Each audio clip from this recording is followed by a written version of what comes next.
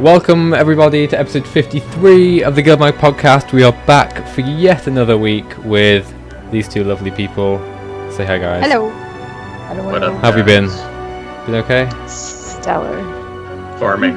Oh, you sound so excited. Come on, let's go. Let's do it. Let's do it. Farming has been my whole life, like these last 2 weeks.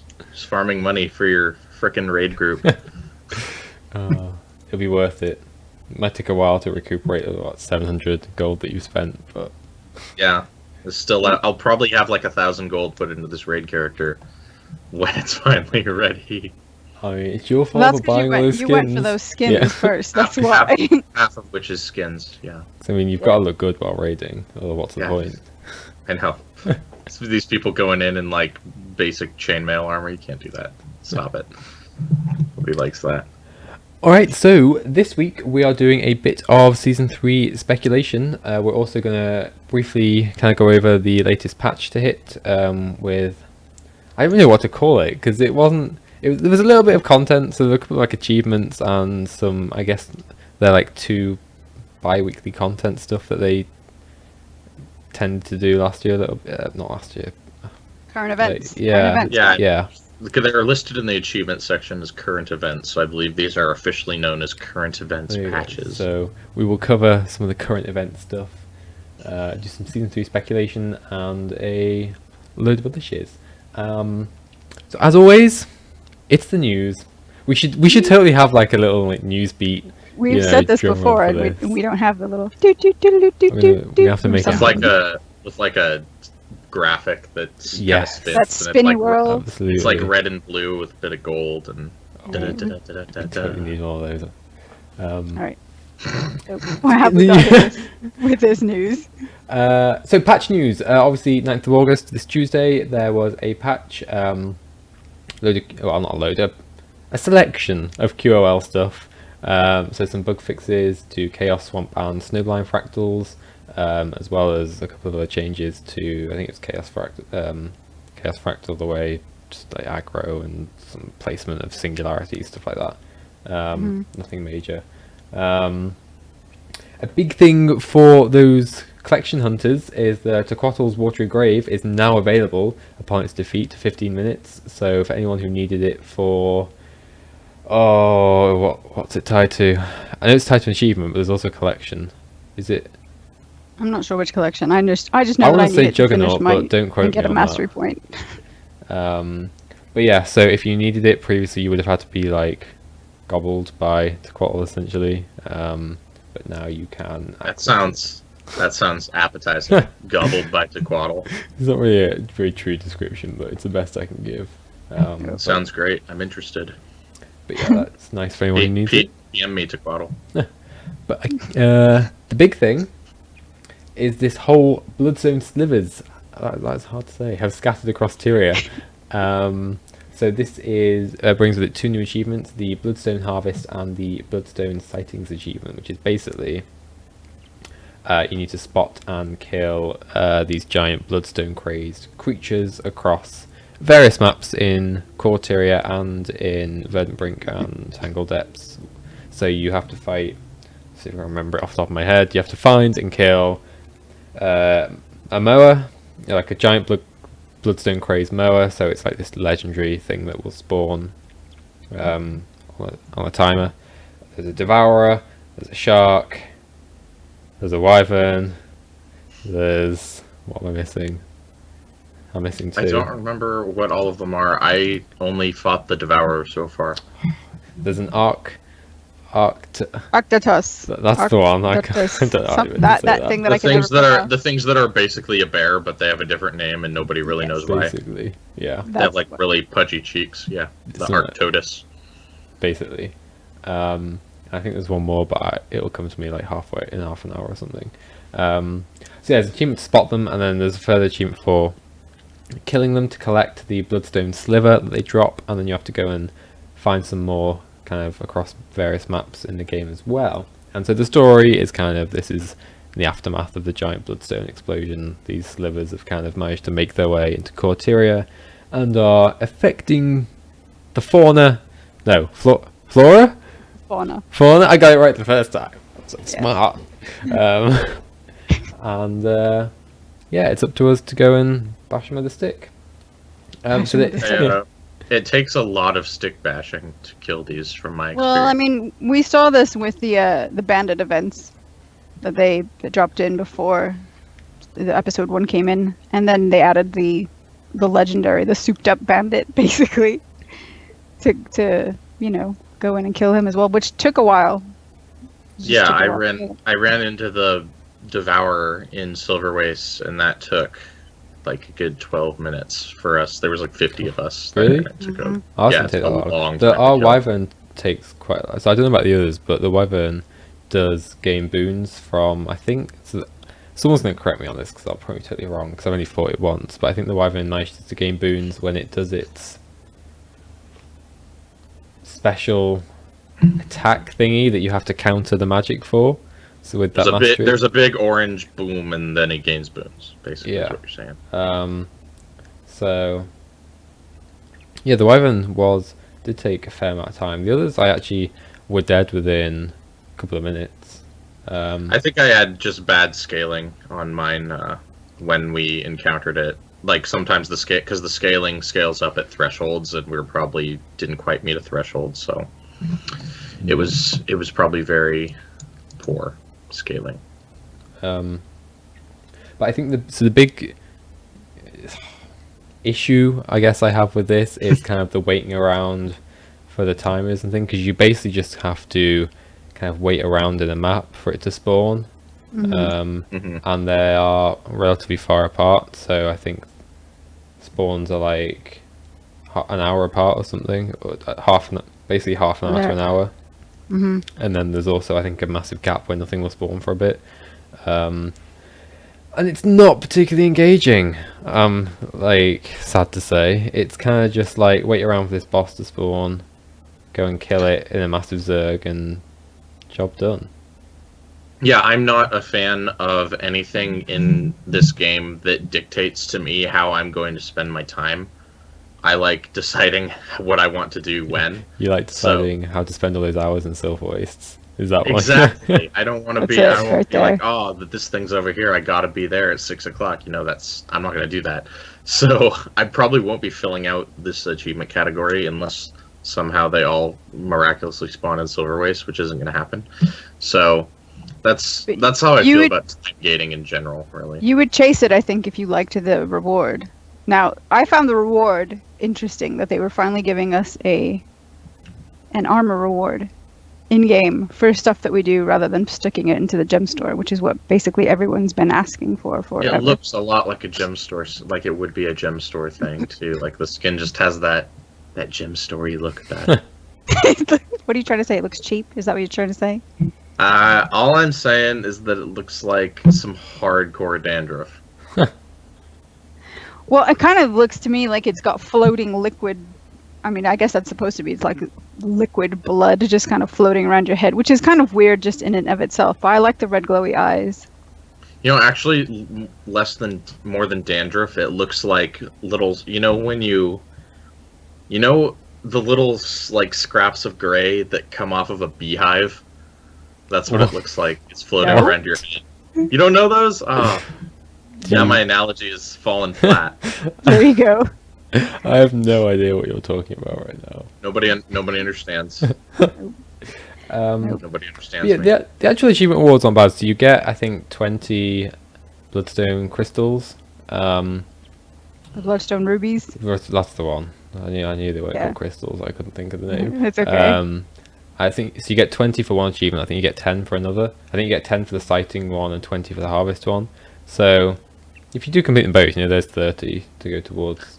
How many bloodstone crystals is considered a useful amount? So you need, for an ascended trinket, you need at least 100 for, I think it's rings or 100. I can't quite remember.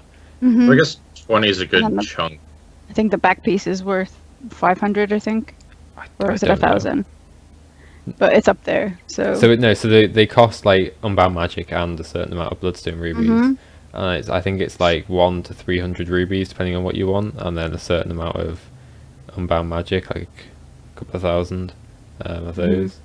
So, But So yeah, if you're for- going for stuff like that, it's useful. Yeah, for 20 to 30 rubies, I don't know if I would do these achievements for that.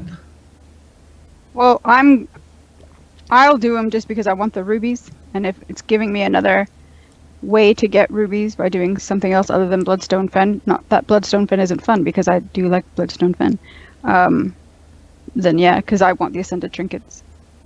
Yeah. So Mhm. anyway, so those are 2 new achievements in game right now that you can go and do. Yoo-hoo. If you fancy waiting around the maps for a few hours for stuff to spawn.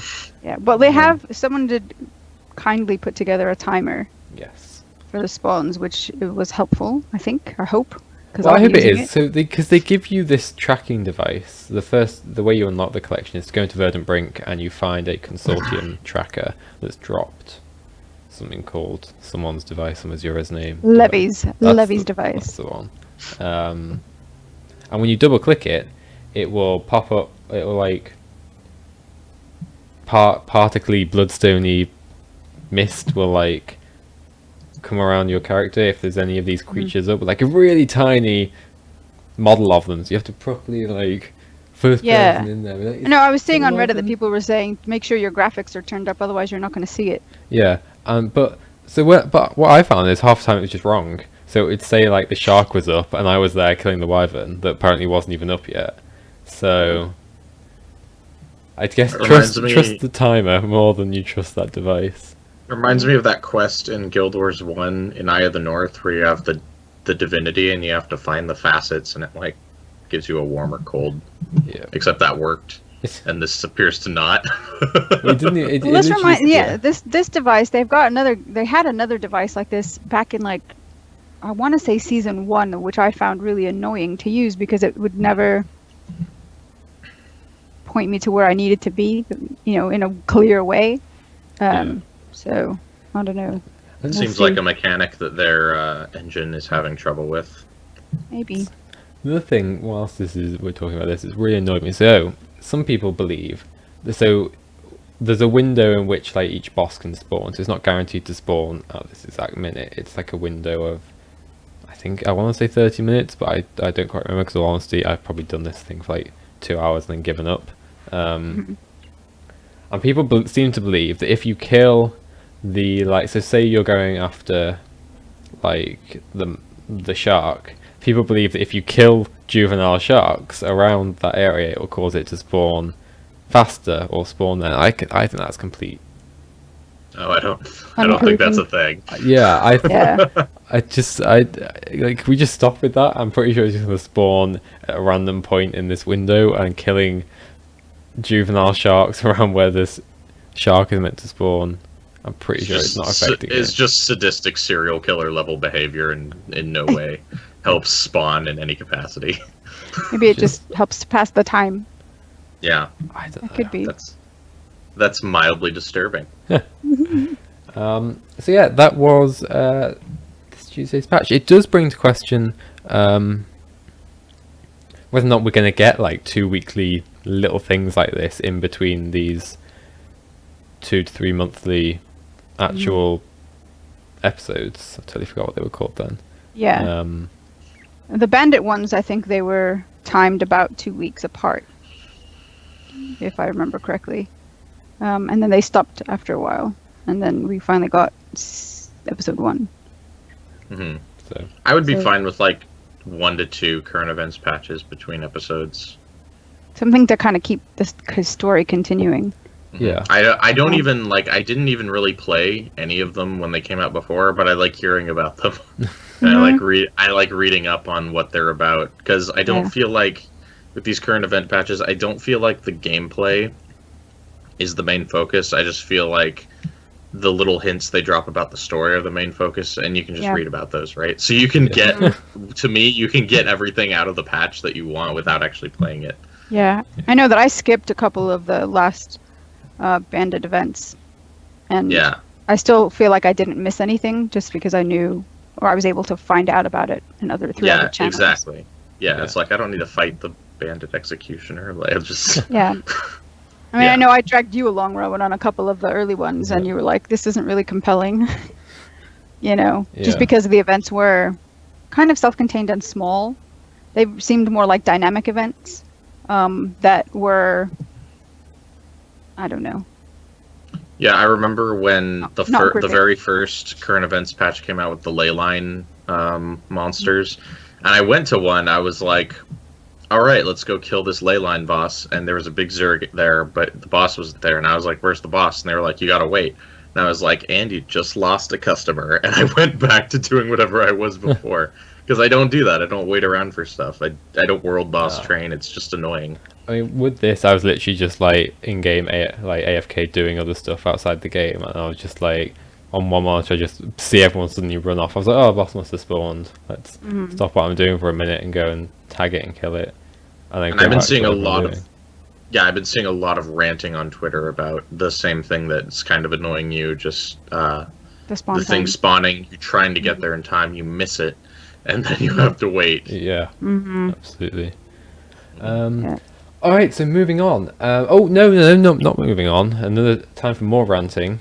So with the 9th of August patch, they did manage to break raids ever so slightly more, or a lot more actually, for Tuesday and Wednesday. Fortunately, they are fixed now. So if you were if you're watching and you were like kicked out of raids, or you weren't able to get into Wing 3, then they have patched it and you are now able to actually go and do it. But essentially they made it so you couldn't progress past the first encounter in the 3rd wing. Yeah, so hopefully that's all sorted now. I don't know if they've yet patched Matthias or Keep Construct or Zera, but yeah, that's that. Yeah, that's a giant bummer, because raids, like the people who raid, right? Those are like the most ornery people in the whole game. Yeah. So breaking their encounters is not going to go over well on like Reddit and the forums and Twitter and stuff. We were super, because it was our, so Tuesdays are our raid night, right when they like to patch stuff, and so fortunately our group had already cleared the escort event, which is the first event in Wing 3 on the Monday, so we didn't have to go there. We just skipped straight past it into Keep Construct, and we were halfway through like an encounter with him, killing him on like 50% or something, and then everyone just got kicked to LA, and I was like, what's going on? What just happened? Like, some people were thinking like, has Valiant just like kicked us all, or like has he just like left the group and stuff? And we were just like, oh, I guess raid's down, which was a bit annoying, because we'd got past the bit that was broken, so it would have been nice if they'd let us carry on, but I guess you either kick everyone out or you kick nobody. Yeah. So yeah, but it is now fixed, and I think my group might be raiding without me as we speak. So another reason. Yeah, indeed. Anyway, moving on to some brief gemstone news. So this week, the brand new Bloodstone die kit was released that contains essentially Bloodstone inspired reds and purplies that are quite deep in colour. Have you seen these? Yes, well, I saw them in game. I tried them on, and I thought they look decent. They do look good. Yeah, they look good. They're not like, none of the dyes that ever come out on the Black Lion thing are. They don't stand out to me enough for me to be like, I'm going to spend gems on that so I can maybe get one. Like that's never a thing that I want to do. But they do look cool. It's one, like, basically now that we have that guaranteed ultra rare dye from a birthday pack, I'm like, oh, maybe the Bloodstone will show up in a birthday thing one day, and then I can get that then. I mean, that's how I've got all the, like, Flame and Frost dyes that were like super expensive. Exactly. So yeah. I tend to buy them and then sell them if I don't like them, because conversion to gold is an easy thing. So when you buy that dye pack off the gem store, isn't it a random chance that you'll actually get one of the new ones? Yeah. Yeah, that's my gem store RNG is good. So I mean, I usually get a good one right away. I mean, that's like pure evil, though. You guys know that, yeah, right? It is. That's that's like that is absolutely dreadful behavior. Yeah. Well, there you go. They're nice. I do like the dark violet one. I might be checking that one out. So also in the gem store, this may be out of date. I don't even know if these are still available. But as of the time of writing the show notes, Last night when I checked. the Toxic Gloves and Toxic Mantle skins have made a return for 320 gems each. And I know that I think there's now is it called the Chain Whip Sword or the Chain Sword or something in the gem back. store? Is back now. Sandra was asking me about I was that just the other- asking about that one. Yeah. So Kanak uses it, so I was like, "What sword is that? That's cool." So that is in there, I think, ready to buy. Although I did only just read this on Reddit and I haven't actually confirmed it, so it may not be. But Yeah. Ooh. All I three think of it those items look just as awful now as they did when they first came out. Though the chain one in game, I actually think it looks cool when it's sheathed. It just kind of whips around. when But it's I don't know. when it's out, but When it's out, it's just kind of, sword-like. and so finally, in this mammoth news section that we seem to have spent like half the show on already, community news. So the 4th anniversary is coming upon us soon. That August the 28th that was the head start, right? Mhm. Yeah, so August 28th when Guild Wars 2's first head start began. 28th was the official Oh, launch. was it? 25th was Head Start. Well Oh, then, okay. Well, there you go. I Well, knew I had there you head go. start, but well, anyways, 4th birthday. and so on the 26th of August, so 2 days before the official one, there's a celebratory live stream looking back at the last 4 years. All the information is on the Guild Wars 2 blog. And there's also a PAX West community event on the 2nd of September. And I got super confused because I was like, wait, PAX West is in Seattle, isn't PAX Prime in Seattle? I was like, is Yeah. there two They PAXs? officially changed the name of it. They changed the name, I was just like, it took me a good few days to realize what had actually gone on. This is my pass from last year's PAX party. Ooh, Yeah. shiny. And anyone who would like to go to said community event, tickets are being randomly awarded to players who put their name down by, I think, you PM Gail Gray on the forum, if I remember correctly. Yes. So if you want to go, put your name down. There you go. And finally, some data mining shizzle, which has got people actually pretty excited. So we'll go through the not so great one. We'll go through. This is the highlight Yeah. of my week, just so you guys. we're gonna Let's- ramp it up. We'll So go through the bad ones first. yeah. So should we start with the anniversary backpacks? So Oh yeah. So data mines have been these anniversary essentially backpack skins, one for each race/city, and it's fair to say the humans got the short end of the stick. Yes, they did. So They've got like a hat that you'd give to a quirky, slightly crazy character on like a show.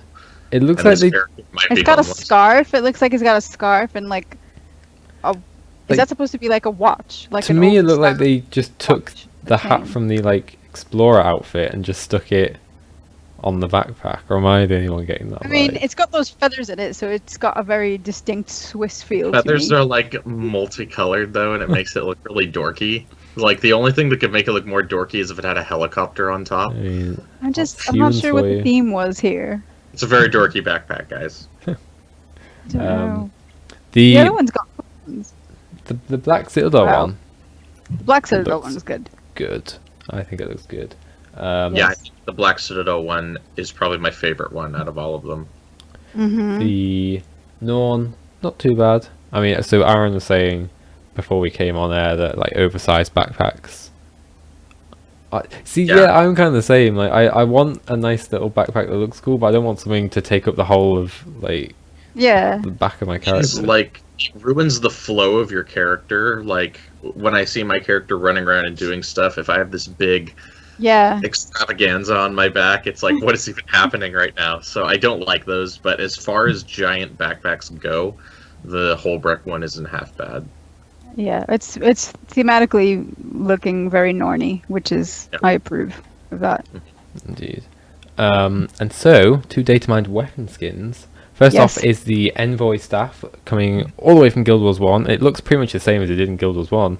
Just, It's pretty much a skin transfer with a slight graphical update. yeah, just Yeah. Guild Wars 2's vibe. Which looks pretty cool. Yeah, I mean, I like it. It's not my favorite skin in the world. I wouldn't get it, but I like it.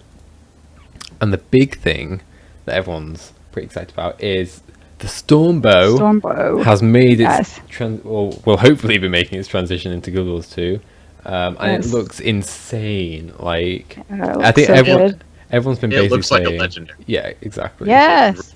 Like that's what a legendary longbow should look like, Kudzu. And there's been theories floating around that this was like one of the unfinished legendaries that they may be putting into the game somewhere. I feel like it must be, because if you just like the coolness of the skin aside, just the detail of the textures and the animations on it Yes. looks so much higher production quality than your average, but even than Black Lion weapon skins. So I feel like there is actually some solid ground to that theory that it's from the Legendary project. It looks way more polished. It does. Very polished. So hopefully not a gem store. Hopefully item. soon. And hopefully soon. God, please don't be a gem store. Oh, I know. I mean, To be I'll buy fair- it. Don't get me wrong. I would buy that exactly, skin for like 4,000 gems. To be okay? fair, But think of the absolute money they would make if it was a gem store item. Like Oh, everyone man. would buy it. so much money. So- But yeah, please don't do that. We'll see. Anyway, that is the extended news. Let's get into our kind of main topic of today, which is our Season 3 story speculation. So, Sandra, do you want to kick Yes. us off? Put you on the spot? Sure. Yeah, so we've been kicking around ideas. What the heck, where are we going now? I mean, I know that we brought up some ideas over the past couple of shows. But if we really think about this, where do we think we're going? Aaron, was it you who wrote this? Will Bram bring GuildMag into the fray? I did not write that, but What do we think about that? that is probably the most popular theory at this point going into Season 3 off of Episode 1. Since Bram is off doing stuff while his mother's funeral is occurring, everybody thinks he's like stirring up the Sons of Svanir and that he's going to come back and break GuildMag's tooth, and that's going to kick off the Norn and probably the rest of Tyria, to be perfectly honest, rallying against GuildMag. Because at this point, I feel like what the devs are doing in terms of narrative design is they're not trying to pit like, oh, this race is going to fight this dragon, and this race is going to fight this dragon. And it really showed with the summit at the halfway point of Season 2 of The Living World. They're bringing all the races together in a unified fight against the dragons. And so I think that's what we're going to be seeing more of than anything else. But I think the Norn will end up spearheading that offensive against GuildMag if it ever occurs, and this is a good moment for it to occur with Bram undergoing such drastic character development. So I'm a big fan of that theory, and I think it would be cool for us to have multiple dragons going on at the same time. Yeah, I know that theory is getting traction as well, the multiple dragon fronts. I still think it's a bit insane. I'm honestly not Is it- convinced by the GuildMag theory. It just feels... Tacked on. Yeah, like, I mean, to me, like, I just get the impression that Bram, however you say it, I'm trying to sound like you Americans now. That's a Bram. terrible thing. His name is Bram. The Bram is just like, I don't know. I don't think it's gonna go that far. I feel like he's gone to blow off steam, killed some Sons of Svanir or whatever. But I don't think. I think he's gonna come back with some sort of like renewed, I don't know, vigor or something, or it could go in the opposite way, and we like, we need to go and save him from himself or something like that. Yeah. But Here's why I think him being away from the funeral is hugely important, because from the perspective of someone who's writing that story, right, I can't figure out why you wouldn't have Bram at the funeral if whatever he's doing outside of the funeral isn't important. So that leads me to assume that what he's doing, the reason he's not at that funeral is because whatever else he's doing is going to be very pertinent to the plot later. That's why I think that it matters. I mean, you could just kind of have this story, like this idea that maybe going to the funeral was just too hard for him because he's only essentially recently kind of reconnected, with his mother, and he did essentially say his goodbye, in Heart of Thorns. I guess maybe, but I don't know. I feel like it would be better storytelling if whatever he's doing outside of the funeral leads into further development of the plot. Basically, that's what I'd like to see. I think it will. I just don't think it's going to go as far as bringing GuildMag into the fray, because I think like you have to think in terms of like if they're going to bring all these dragons in at once, like at some point they have to physically make them, do something, or like physically rent. What am I trying to say? They have to render them in engine and have have all these you'd have to have like a GuildMag dragon, a Crocotoric dragon, assuming that's happening. Primordus dragon, assuming that's actually happening and properly happening. And I feel like it would almost be too forced to bring them all together at once. It would almost be a bit too like convenient and just to be like, oh, we're just going to deal with all the dragons now in this episode and then we can move on. Well, no, because we definitely wouldn't deal with all the dragons in one season of the Living World. Just because the dragons come to the forefront of the story all at the same time in season 3 doesn't mean we have to kill them all in season 3. All the dragons kind of becoming more active and us fighting them on a more active front all at the same time could be the culmination of the entire season. That could happen season 3, episode 8 or something like that, and then go into an X-Pack where we deal with maybe one of them out of the 3.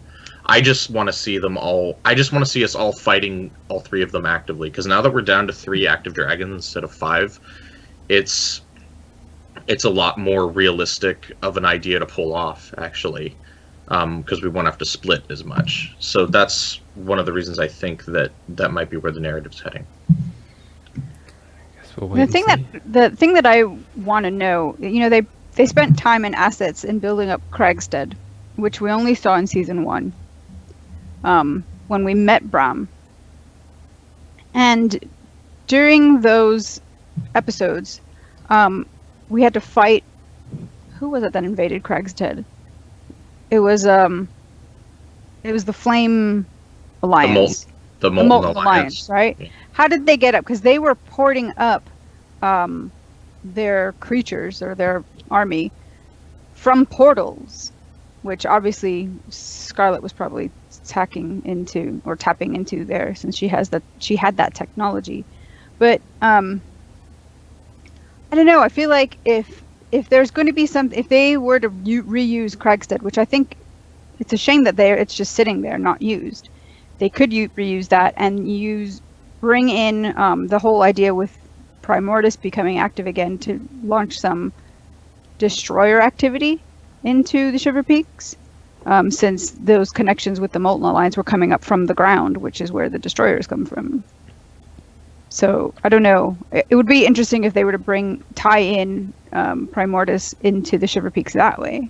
Well, I mean, all our connection with Primordus has been through the Shiver Peaks anyway, like neither north.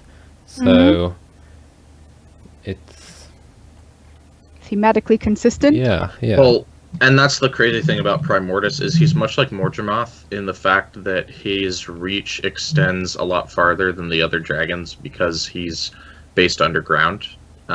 Like his minions have shown up in a much broader expanse of Tyria than the other dragons' minions, save for Morgemoth. Morgemoth was the same deal, how he would show up, clear across the world from where his central area of being was. So I think going back to all the dragons, I just think we have the catalyst for Crocotoric with the egg, and we have Morgemoth officially announced as being more active now, whatever that might mean. We don't really know at this point. Yeah. Which one did I say? Morgemoth. Oh, yeah, Primordus. Yeah, guys, Morgemoth is he's a lot more active now than before. No.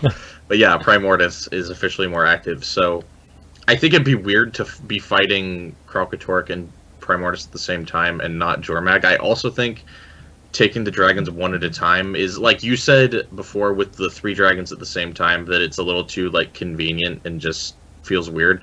I feel that way about taking on the dragons one at a time, because I feel like all of them should have always felt like a more imminent threat, and the only reason we're not dead is because the dragons are lazy. Like that's a really bad plot plot reason, in my opinion, for the dragons not to be attacking us, because I don't wanna, that's dumb. So that's kind of my argument for, yes, let's have all 3 of them fighting us at the same time actively. So if we're thinking about Primordius being active and having a further reach, where's he already showing up? He's showing up in Kessex, right? That little corner down by the Dominion of the Winds. He's mostly active in Kryta and the Tarnished Coast. Tarnished Coast, so. But he's also active down in Lornar's Pass. There's a destroyer area. There's a heart where you need to kill destroyers all the way down in Lornar's Pass. And he's been known to, the Great Destroyer was up north of Frostgorge, near the Eye of the North. Yeah, in Guild Wars 1. So that shows just how extensive Morgemoth's reach is. And actually, Primordius. God, I'm so used to just banging on about Morgemoth over the last year with Heart of Thorns. But yeah, I definitely, and I don't know that we know, because I think Primordius was somewhere near the central transfer chamber when he awoke, but we don't know where he is now, because he's been awake for over 100 years, right? Who knows where? I could be wrong about where he woke up to, because that was just where the Great Destroyer was, but since he's underground, we really don't know where Primordius is.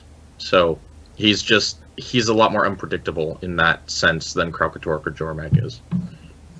So that makes him more of a menacing threat, I think, like Morgemoth, like we've been saying. It's just to Bjorn Raukar in I'm sorry if I messed up your name, in chat says, you got to consider that the dragons are not set out to kill us. Coming back to their natural disaster analogy, that is like saying, why are not volcanoes exploding, hurricanes going all at the same time, etc. Yeah, their basically reason for being is to just kind of soak up magic and release it out into the world. They're very organic. I always felt like their reason was to actively seek out magic because they hunger for it.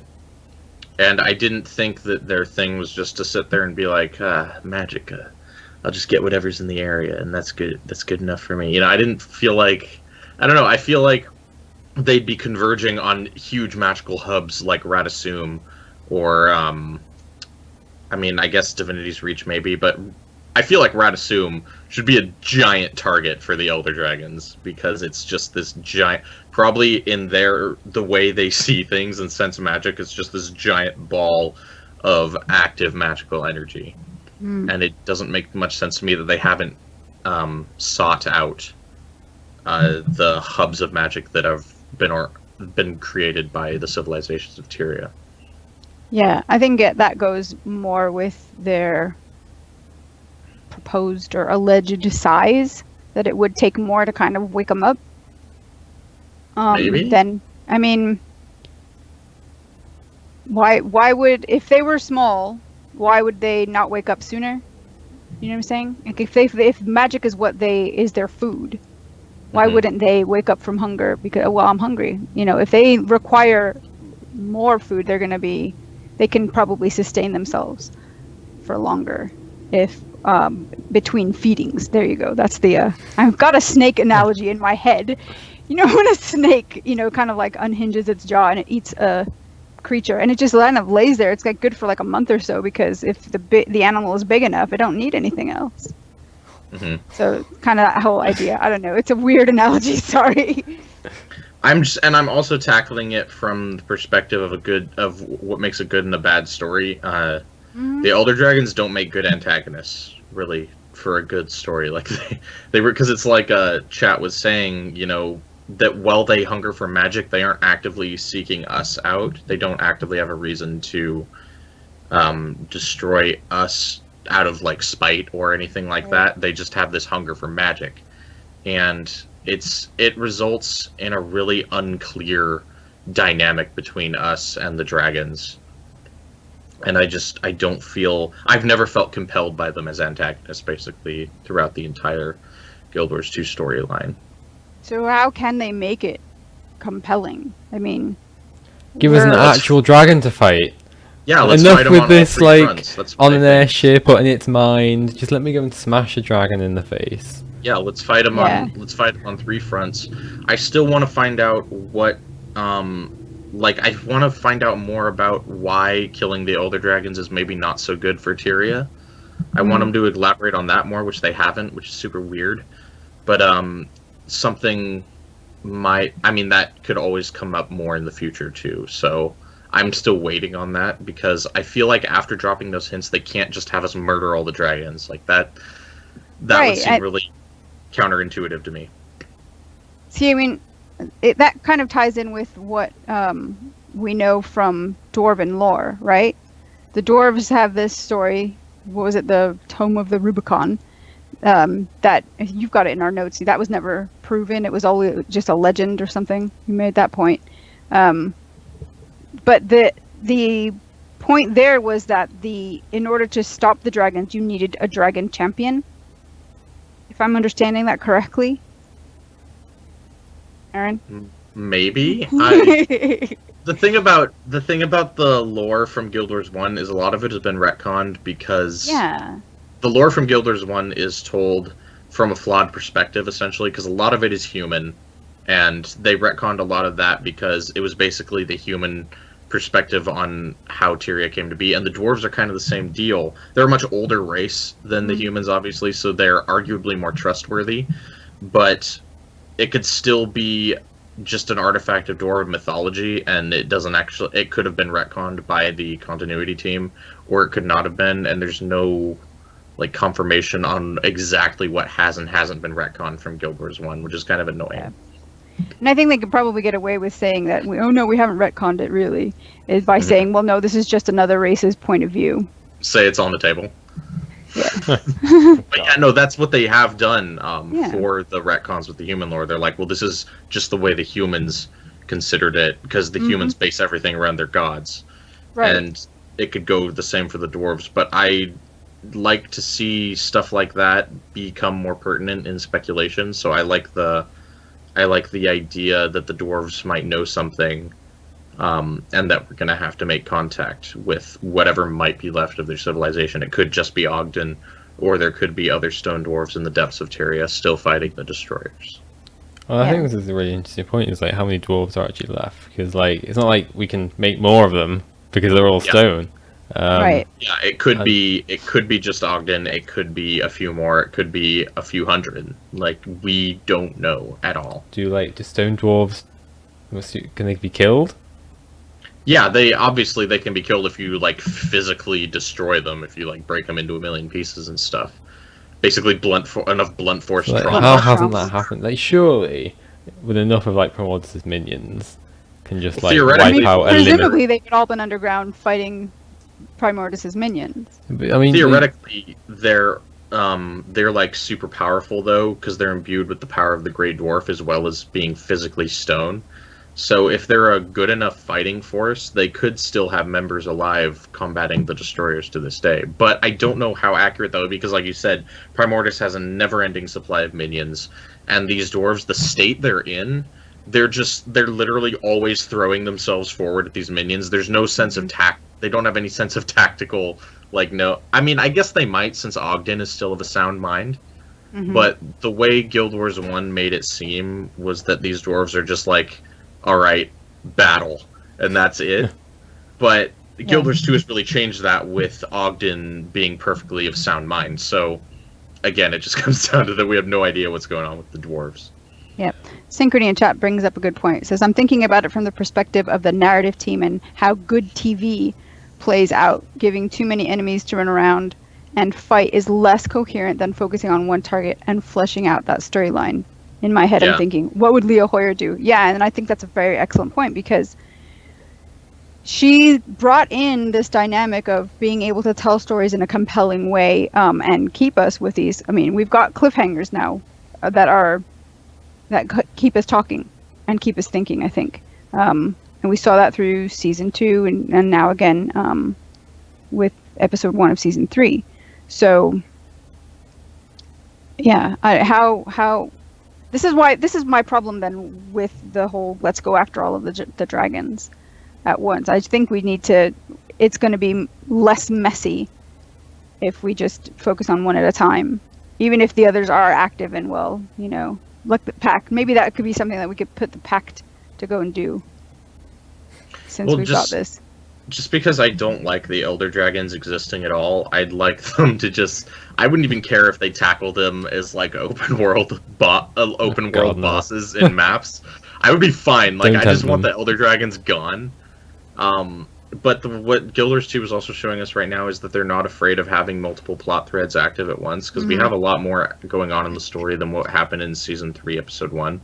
I mean, we still got the White Mantle to go. Like, the White Mantle are definitely on the table this season, and then we've also got them bringing in Primordius, so already we have multiple antagonists happening.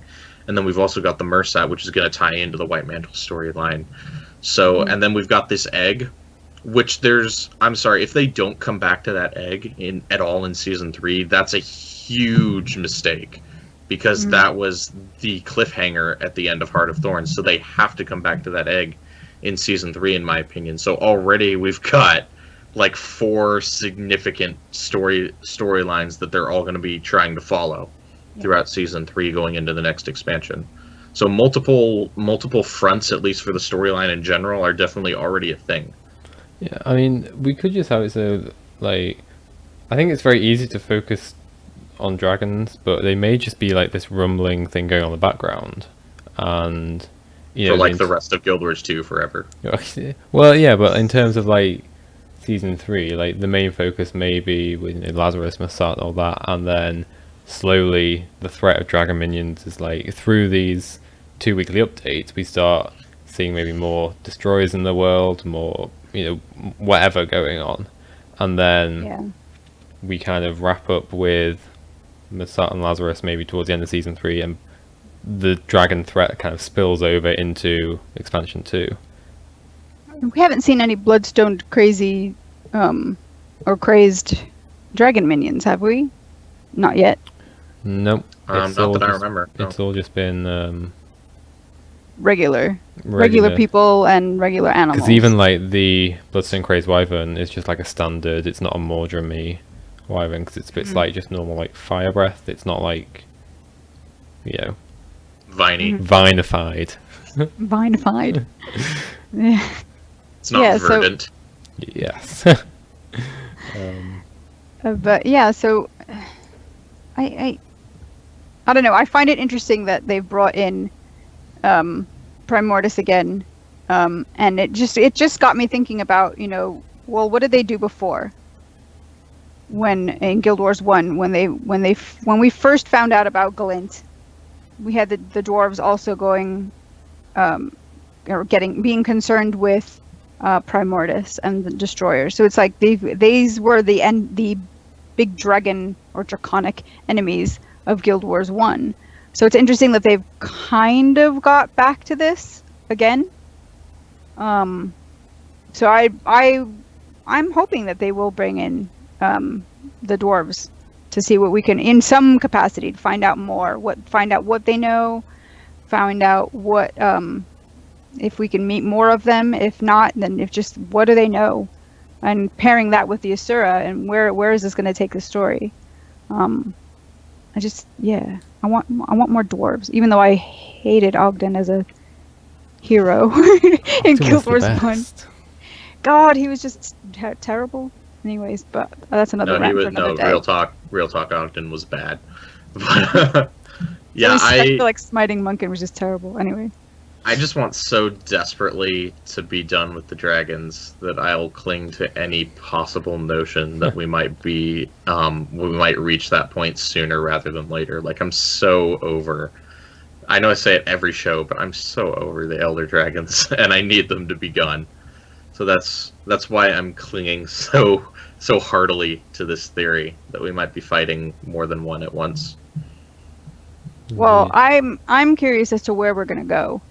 Because if it is Primordius and we know he's everywhere, does that mean we're going to start getting underground depths of Tyria opened up as game space? Rather than building maps underground.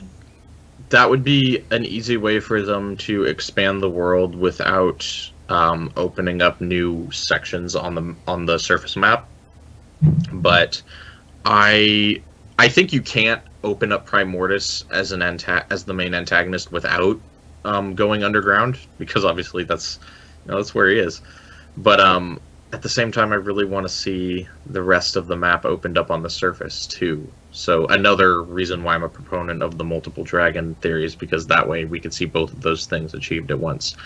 But that would also be like a lot of development resources, which is why I don't think we'd see an actual multiple dragon thing going on until an X pack. I think it's something, if they were to do it, it would be set up in Living World, and then they'd probably bring it into full steam in an expansion.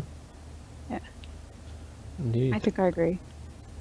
Go I on, had the Rowan. point I was going to make, and it's totally just gone out of my head. I was literally about to start saying it, and I was like, "Wait, what was I going to say?" Is it in the show notes by chance? No, it's not. It's flown Okay. away. Yeah, it's gone. Okay. It's fluttered. Indeed. So with potatoes, Sandra's been watching his speculation video about the dwarves Yep. and Depthsteria. Mhm. So was there any interesting theories that he had in there? Yeah, he brought up the idea of going back into the depths of Tyria because of the connections to the bloodstones that we got through Eye of the North. The Shiver Peaks bloodstone is I think it was in Bloodstone Caves, which is actually in Guild Wars 2. Well, it's suspected to be. This has never been confirmed by the devs, but there is a portal that's sealed off in the Straits of Devastation by the Bramble Pass waypoint. So it's sitting there sealed off. So presumably they could go in and open that up and let us back in. But there's the way I was looking at the world map, Shaman's world map, because this thing is awesome. If you guys haven't checked it out, check it out. And I think it just realistically, I think we're gonna get more of Tarnished Coast opened up with Primordius before we go north. That's just my gut feeling, and I can't really say why, other than I just feel like it makes most sense to go revisit that first before going, say, Shiver Peaks way, the northern Shiver Peaks. There are also 2 unknown bloodstone shards somewhere throughout Tyria that, if they followed the bloodstone storyline in the way that Wooden Potatoes was suggesting, that could take us who knows where on the map. So that's kind of a cool notion that I'd like to see explored. And the way that they've been developing things, I wouldn't be surprised or if they were to just go and drop in some random other place first, just because they know that makes for a bit more compelling story. They like opening up the map. I can definitely tell that. I'm curious to know, because they're definitely stepping up their game for Living World Season 3, right? So I'm curious to see how many new maps we get this season of the Living World, because we got 2 with Season 2, and that was a pretty big deal. I'm wondering if we get more than 2 in Season 3. That would be super cool. Yeah. Go ahead. I can say that the big thing, they've kind of established this kind of baseline of what we expect from new maps now, 'cause with Bloodstone Fern, and all the Heart of Thorns maps are so vertical and there's so much in them compared to core Tyria maps. It's like, triple or whatever the amount of work that goes into each new map. So, and that's kind of like, if they go back to doing like maps like are in currently core Tyria, I think everyone will be a little bit disappointed, right? Because it's like, oh, we've almost become accustomed to how much is in like Heart of Thorns maps. Yeah, I think it was. Go ahead. I think so we have Bloodstone Fen, right? Crazy epic map, like huge success. I think after that, I don't think anyone's expecting anything quite that crazy again in the same season. So I think as long as we got new areas, I think people would be fine. But at the same time, there will always be those people that judge it based on the previous content and will be like, well, this isn't as good as Bloodstone Fen. But I would be super happy going to places in core Tyria that we'd been to in like the previous game but hadn't been to yet now. Like that would be Yeah, right. I mean, I'd be happy, but I wouldn't I won't be particularly inspired by like another, say, like Keswick's Hills style map where Right. it's just flat and like Yeah. visually. Man, I like Keswick's Hills. Oh, It's well, a good map. Well, I mean, I've one got of the nothing things- against it, yeah. but Yeah. it's like if that was was to be pretty like before the tower it's a brand new map, come and check it out, guys. For this next episode of season 3, and it's It's just got like some farmland on it. yeah, it's it's just that kind of level of detail. I just be like, oh, that's a bit. They bring hearts back. disappointing. God, no, please don't. Don't. Yeah, one of the things that the devs brought up on Guild Chat last Friday was that because this space that they knew that they were able to use for Bloodstone Fen was so small, they knew that they needed to add a lot of verticality to it just because the space of the map is so small. So this made me think, okay, well, if in Season 2 they gave us 2 maps, but they opened them up a bit at a time throughout the episodes, why would they go through, or would they go back to that model to give us another map or 2 in Season 3? And how will that work? How vertical will it be? How will that make it feel like, oh, we're getting this cool stuff? I'm happy with this. I think we're gonna see verticality in every map going forward, just because masteries and gliding and stuff. But I hope they don't feel like they have to make every map like insanely vertical, because I don't think every map needs to be crazy levels of vertical, especially depending on what area it's in. If the area just doesn't really facilitate that, they shouldn't force it. But like if you're out in Ascalon, right? Like it's pretty barren. There's not much there in the way of verticality. So, but Bloodstone Fen, they had the perfect excuse with all the latent magic and stuff going around. And if they continue the Bloodstone route, then they would probably continue to have excuses to do that. But yeah, I'm not sure. I'm not sure what the new map design will be going forward, and I'm curious to see how consistent they are with different aspects of design in them. I mean, because just looking at what they've got to work with in the area where they currently are, on the world map, they don't really have a lot of places to go, because above it is the raid maps, right? Or both of the raid maps? I think like beside it and above it. Beside it and above it. Yeah, It's like does kind of that thing. basically, yeah. I mean, they could kind of go northeast, maybe, to like the wilds area. I mean, people are thinking Isles of Janthier because with the Mersat now in the storyline, Right. that was supposedly an area that was heavily populated by the Mersat, and we never made it there in Guild Never Wars got 1. there, no. So we never, we supposedly wiped out the Mersat, and the Titans supposedly did most of that work for us, but nobody really knows if the population that resided on the Isles of Janthier was ever dealt with. And they've basically got free reign to make it look like whatever they want. Yeah. Yeah, for 'cause a they've place we've never never been there. seen. They can do whatever they want with anything north of Divinity's Reach, pretty much. Yeah. I'm looking at the world map now. I just love this thing. But yeah. I mean, I guess once we get to the Verdant Cascades, because we had those in Guild Wars 1, but, with Primordus active and stuff like that, who knows how much that could have changed. And Yeah. those were bordering on the Shiver Peaks, so GuildMag might be pushing into that territory as well. So Mhm. yeah, guys, now you got me pumped for new maps. Now I'm gonna Well, be bummed. I because think we they don't have to any. do it because they did it in Season 2, so it's kind of Oh like yeah. people are going to be expecting it. Yeah, there's gonna be at least, I'd say there's gonna be one more map at the very least in Season 3. I'm just excited to see if we get more or not, since they're stepping up their game so much. Indeed. Yeah.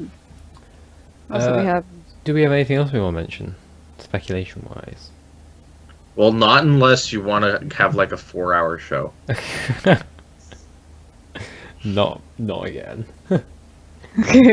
I think just right before we end, I think we should mention that a lot of people are thinking that since Primordus is coming into the picture, that the Tengu are going to come into the picture, and Oh. I actually like that idea. Like, I'd like to see the Tengu come into the story more, but I don't think that like a lot of people are like, I want to play a Tengu, and it's like you're not going to get to play a Tengu.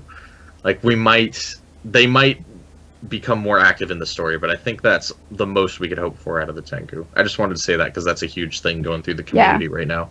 Yeah, I think bringing them into the story with the destroyers, with Primordius, makes sense. But I'm not really bothered if we don't get to play them because.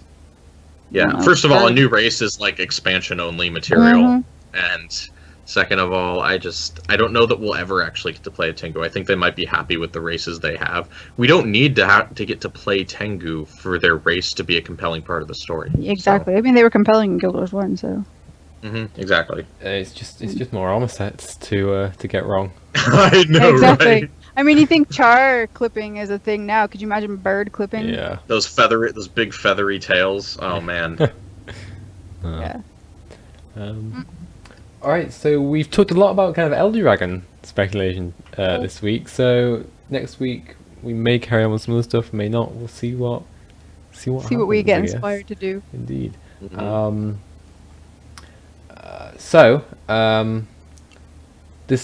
Next week's streams. Sandra, are you streaming? Streaming tomorrow night. Tomorrow, okay. At 7 p.m. Pacific, 10 p.m. Eastern. I'm right here on twitch.tv/GuildMag. Fantastic. And have your traverse interiors done now then, Aaron? Well, the map completion is, but I'm just keeping going into the story. Right. So that's still. But happening. He blew through like 3 chapters last night. Oh my gosh! Last night I did the personal story stream. Started with the first quest in personal story, and I got all the way through joining an order in 2 hours. Excellent. That's how basic personal story is. Well, it is, yeah. Especially since you're doing it on a level 80, you just blow through it. Yeah. So that's Wednesdays, 7 p.m. Pacific, 10 p.m. Eastern, correct? Yep. Awesome. And as always, we are live with the GuildMag Podcast. Thursdays at twitch.tv/GuildMag at 1 p.m. Pacific, 4 p.m. Eastern, 8 p.m. GMT, 9 p.m. No, yeah, 9 p.m. UK time. It's me so confused then because the show notes say 9 p.m. Row, and I was like, what? Yeah, as always, we are. If you missed the episode live, we have VODs up on guildmag.com, youtube.com/guildmag, and on iTunes and Google Play. So a variety of ways to get your fill. So last week we told you guys about a new raid group we are starting up for learners. So if you have never raided before, or if you have maybe a little bit of raid experience, there's a group that these two fabulous guys are going to be part of. That's going to raid every Sunday at, oh my god, I've forgotten the time. It's 7 p.m. Wasn't it gonna be Pacific. No, 7 p.m. 7 p.m. GMT, that's it. Yeah, it's 7 p.m. GMT for 2 hours every Sunday. You need to be on an NA server, but apart from that, there are absolutely no requirements. You don't need to have ever raided before. We have a online Google form that you can fill out to let us know if you're interested, which will be in the show notes and will be in chat for anyone's watching us live. So just fill it out. It just give us your in-game name, any professions that are currently classed as raid ready. So that means they're running the meta build and they have sort of ascended weapons and trinkets. And if you don't have any of them, don't worry at all, because you can also tell us about any other characters you have that like level 80, maybe, or an exotic gear, that kind of stuff. And the group will be led by myself and some other kind of Group 1 experienced raiders. So hopefully it should be good, and we'll take the group through each boss as it comes, and hopefully make progress.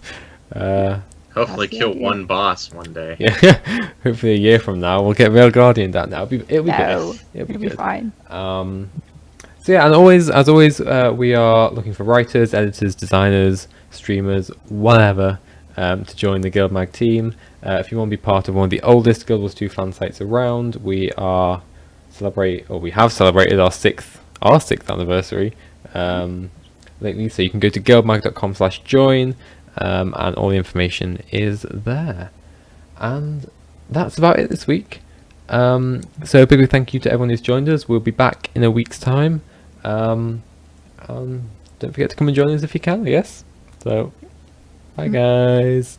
Bye. Bye everyone.